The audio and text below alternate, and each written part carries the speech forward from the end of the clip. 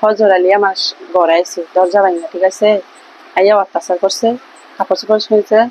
পরে ছেলেরা আইছে, আসাম মারধর করছে, আমারও মারছে, হজর আলীরও মারছে। বাড়িতে যে খারাপ বিষয় আইছে, হ্যাঁ কি ভালো উদ্দেশ্য আইবে, এত খারাপ উদ্দেশ্য কোনো টাকা পয়সা রেন দিন না ছিল কি, কিন্তু মেমে কোনো সাথে স্বপ্ন করে কিসের এনতে, তো আমার মা টাকা আনছে, টাকা যে আনছে না, পরে আমার মায়ের টাকা থেকে 50,000 কইছে দিমু, পরে 2 দিন পার হয়ে গেছে গা, মানে টাকা দেওয়ার কোনো খোঁজ নেই। পরে মানুষ আস্তে আস্তে তো টাকাটা তো দেওয়ার দরকার না, পরে আমার মা বাজার গিয়া নাম্বারটা আনছে। পরে আমার মা কইছে জি তোর মোবাইল 10 মিনিট আছে, তুই একটু ফোন দে। পরে আমি ফোন দিছি, আমি কই ভাই, মা বলে আপনাদের বলে টাকা বলে চাইছে, আপনাতে মানে দিবেন কি না দিবেন আপনারা জানান।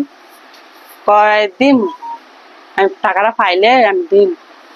পরে এন থেকে মানে টাকা পয়সা নিয়ে কথা হয়েছে কি না, তেমনি কোনো সম্পর্ক ছিল, মানে টাকার আমার না দিলে আমার কাছে ফোন দিচ্ছে, তেমনি কোনো সাথে সম্পর্ক। ইমার্জেন্সি আইসে তো বললামই তো, ঘর আইসে দরজা, বৃহস্পতিবারে রাতে 11:30 বাজে মানে হজর আলী আইসে, ঠিক আছে, একটা ডাক ডাক দিচ্ছি, ডাক দেওয়ার পরে আমি কইছি কে, তো হেতে কইছে আমি ওই দরজা মেলাতে, আমি দরজা মেলা দেখে মানে মুরাদা ডাক্কা দিছে, হ্যাঁ ডাক্কা দেওয়ার দরজা মেলে না।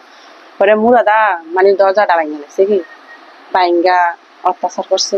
আমার পরিবারের লোকেরা আমার সপ্তাহ পর পর একটা অনুষ্ঠান হয়, সেই অনুষ্ঠানে গেছে, আমি যাই না, মানে এরা মুরব্বীরা যায় কি, আমি যাই না, দূর না, এতে যেতে বয়স্ক লোক তারা যায়।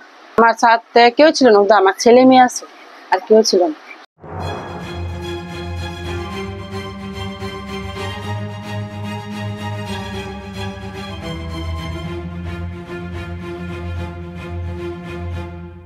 সাবস্ক্রাইব করে সংযুক্তের সঙ্গে থাকুন।